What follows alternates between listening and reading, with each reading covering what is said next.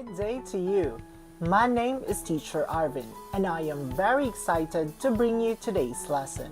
So, set your mind, ready your heart, and brace yourselves, for we will take the journey to discover the week 5 of reading and writing skills.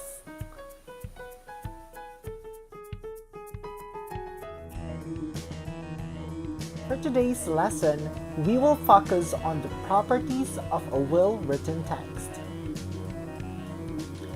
Most essential learning competency in focus. Evaluate a written text based on its properties: organization, coherence, and cohesion, language use, and mechanics. Alright, so before we begin, I'd like you to examine the images. What have you noticed from the photographs? I know. In examining the images, you will notice that there are two rooms depicted. One on the left that is disorganized, and one on the right that is organized. An organized room is chaotic and cluttered with furniture and decorations haphazardly arranged and clutter covering surfaces and the floor. Meanwhile, an organized room is neat and tidy, with items in their proper places, furniture arranged to really maximize space, and decorations tastefully balanced. Similarly, when writing, organizing your words, your phrases, sentences, thoughts, and ideas is really necessary to make your writing appear more organized, readable, and easy to understand. If your ideas are not well arranged, they will be difficult for your audience to follow and comprehend. Therefore, it is highly essential to organize your writing much like organizing your room to ensure ease of understanding and accessibility. Alright, so the reason I showed you the pictures of the disorganized and organized rooms is because I wanted to really illustrate the importance of organization and how it can make a significant difference in both the appearance of a physical space and readability and comprehensibility of a written text. You know what? By comparing the two rooms a while ago, it is evident that an organized space is more visually appealing, easier to navigate, and more functional than a disorganized one. Similarly, an organized piece of writing is more accessible, easier to understand, and more engaging to the readers. Therefore, the images a while ago serves as a visual representation of the benefits of organization of different contexts.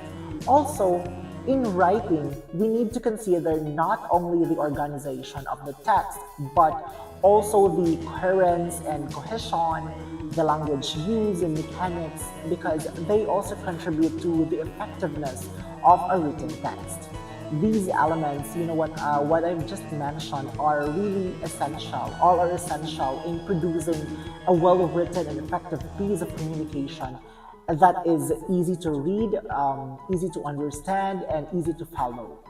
By considering these aspects, in addition to organizing the text, you can also ensure that your writing is not only well organized, but also coherent and cohesive and written with proper language and mechanics. Alright, so this time, let us move on to the importance of a well-written text.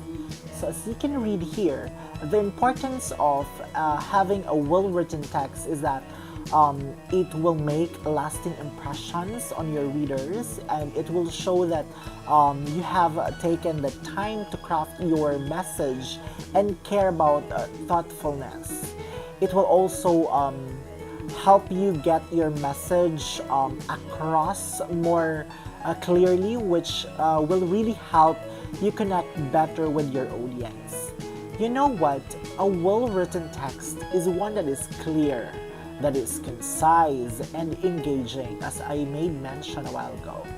It should be easy to read and understand, and it should have an appropriate style of tone for the audience, and it should also be organized in a logical, meaning logical manner and effective manner and free of errors. And the importance of a well-written text is that they help communicate information effectively. If a text is difficult to read and understand, then the message is likely to be lost on the reader. A well-written text also help to build trust in the author and the ideas they are expressing. By being clear and concise, they show the reader that the author is knowledgeable and has taken the time to craft their words carefully. Lastly, a well-written text are more likely to be shared and spread as they are more enjoyable to read and more likely to be understood. Organization is a crucial aspect of a well-written text. A well-organized text follows a logical sequence of ideas that are presented in a clear and concise manner. It typically consists of the introduction, the body, and the conclusion. Alright, so let us take this as an example. For our attention getter, it is in a form of a question or rhetorical question. Have you ever felt overwhelmed by the sheer number of choices you have to make every day? So again, our attention getter is in a form of a question. Number 2, we have the transitional statement. From deciding what to wear to choosing what to eat for dinner, it's like we're constantly making decisions. Now that is your transitional statement. Then lastly, your thesis statement. Now for your thesis statement, although decision making can be difficult, it is an important part of life, and by understanding the process of making decisions and learning to trust your own judgment, we can become more confident and successful in our pursuit. Alright, so this time, let us move on to the next part of our organization, which is the body. Now, strong organization constitutes proper paragraphing and a logical order of presentation of ideas. Paragraphing is dividing a text into paragraphs. There are basics to a well-organized paragraph.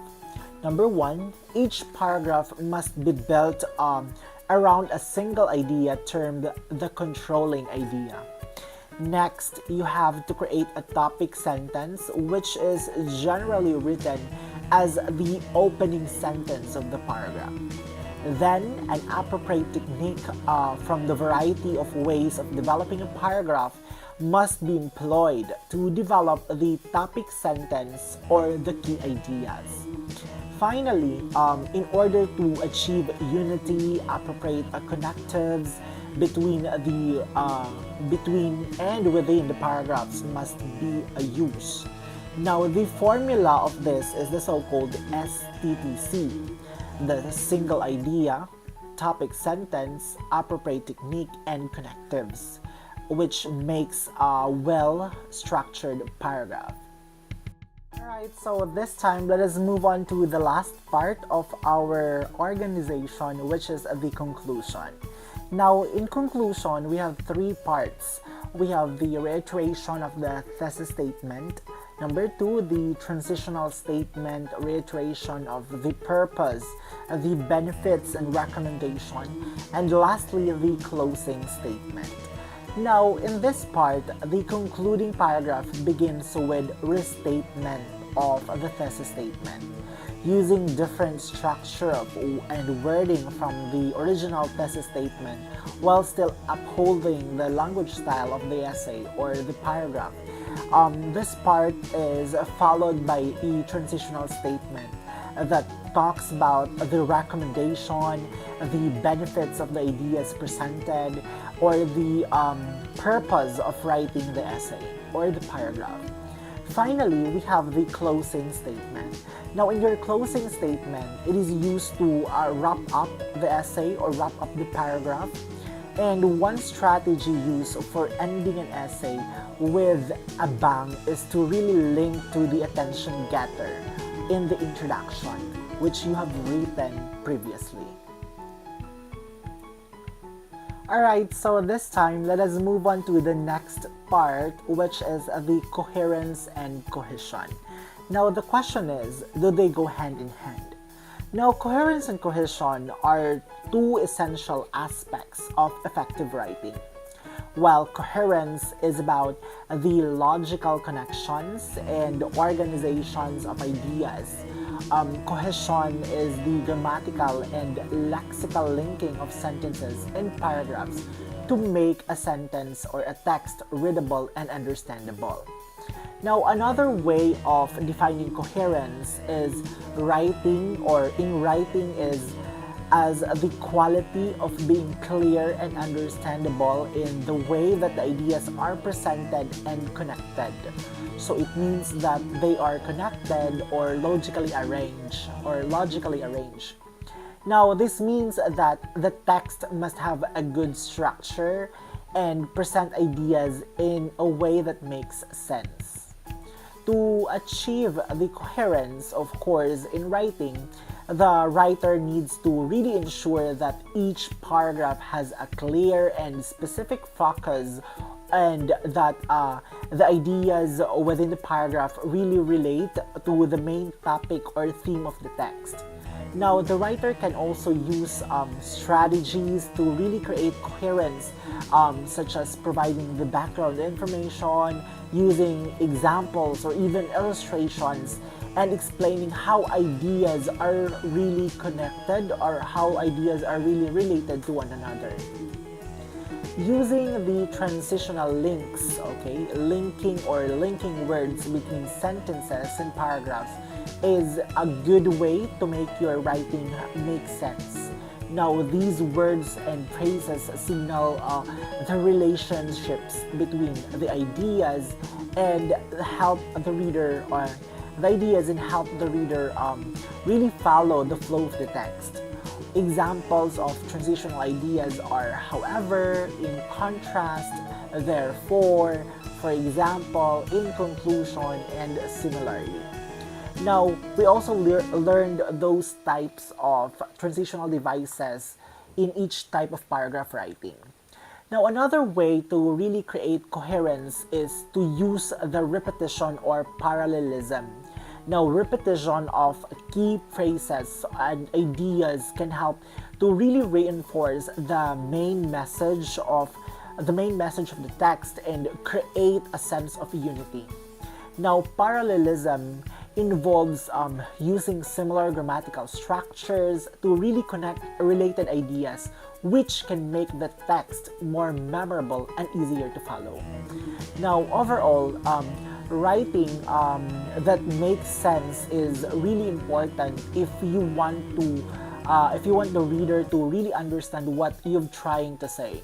By presenting ideas in a clear and organized manner and using strategies such as transitions and repetitions, the writer can create a text or a paragraph that is easy to follow and that effectively communicates its intended meaning. Now, again, coherence is really relevant in a text or in a paragraph. Alright, so on the other hand, cohesion refers to the way words and sentences are connected in a text. It is the use of cohesive devices or transitional devices such as pronouns and conjunctions to link one idea to the next idea to make sure that the text flows smoothly. Now, cohesion is the grammatical and lexical linking of sentence and paragraphs in a text. It really ensures that the text flows smoothly and logically, making it easier for the reader to follow and understand.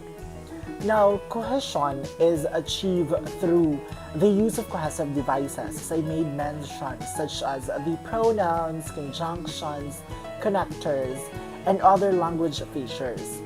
Now, pronouns are one of the most common cohesive devices used in writing. Now, they refer to the previously mentioned nouns, avoiding repetition and really creating a sentence of continuity. For example, instead of saying the book is on the table, you can say it is on the table. This makes the text more concise and easier to read. Now, conjunctions, on the other hand, are another essential cohesive device used in writing. Now, they join clauses and sentences together, indicating the relationship between them. For example, I like coffee, but my friend prefers tea. Shows a contrast between two ideas, right? Now, common conjunctions include the fanboys. You guys are familiar with that. We have and, but, we also have or, so, nor, yet, right? So, connectors are words or phrases that link sentences and paragraphs and help to show the relationships between ideas. Now, they are more specific than conjunctions and can show cause and effect, time, addition, contrast, or even similarity. Examples of connectors include however, in addition, we have meanwhile, on the other hand, therefore, as a result. Now, writing the flows well can also be helped by things like repetition, parallelism, and the use of synonyms. Now, repetition of keywords or phrases can help emphasize the main text or the text main point, while parallelism is use of similar grammatical structures to link ideas that are related. The use of synonyms, on the other hand, can help avoid repetition and add variety to the text. In summary, cohesion is really crucial for making text readable and understandable. By using cohesive devices such as pronouns, conjunctions, connectors, and other language features, writers can really ensure that their ideas are connected and flow smoothly from one sentence to the next. Alright, so in conclusion, coherence and cohesion are essential for effective writing. Now, coherence ensures that the ideas are presented logically and connected to the overall theme of the text. Now, cohesion, on the other hand, involves the use of cohesive devices to really connect sentences and paragraphs, making the text more readable and understandable.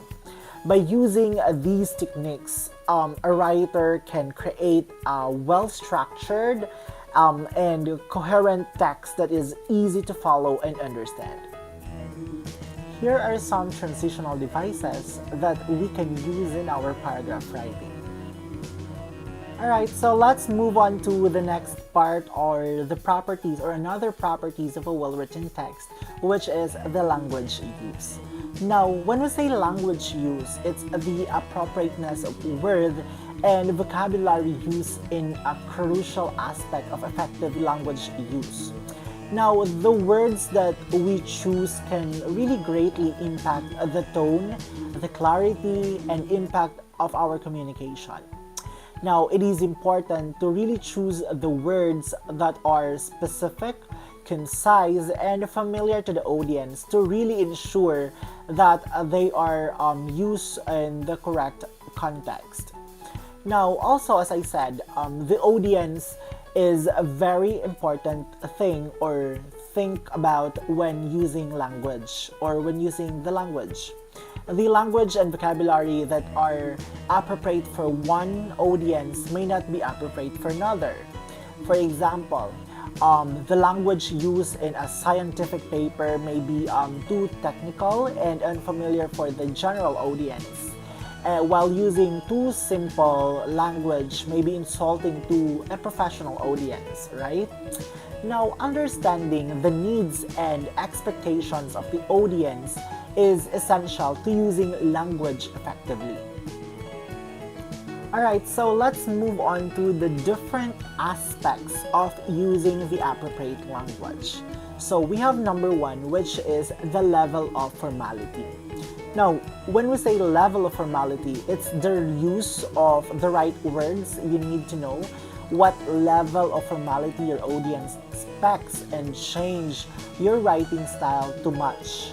Now, this means that you should use more formal language when writing for academic or professional audiences and more informal language when writing for a general audience or in a personal communication. Using the wrong level of formality can create confusion and misunderstandings. Alright, so this time let us move on to the second aspect of using the appropriate language. The second one is the in-group jargon. Now, jargon can be useful shorthand for members of a specific group, but it can be confusing or alienating for outsiders. It is important to avoid using jargon when writing for a general audience or really define the specified terms you do use. Failing to do so can create barriers understanding and lead to misinterpretation.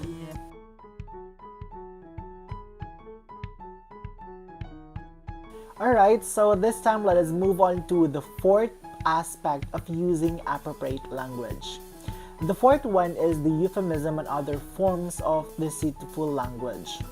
Now, using euphemism and other forms of deceitful language can be confusing and lead people astray.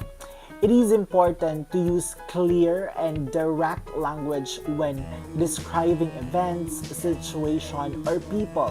When used in politics or propaganda, euphemism can be specifically bad or especially bad because they can hide the truth and downplay the effects of bad actions.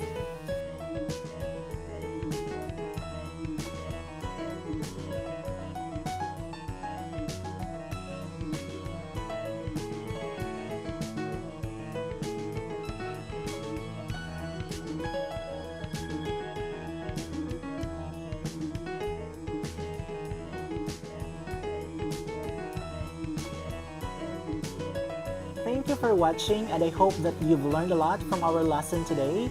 Please don't forget to like, share, and subscribe. Thank you!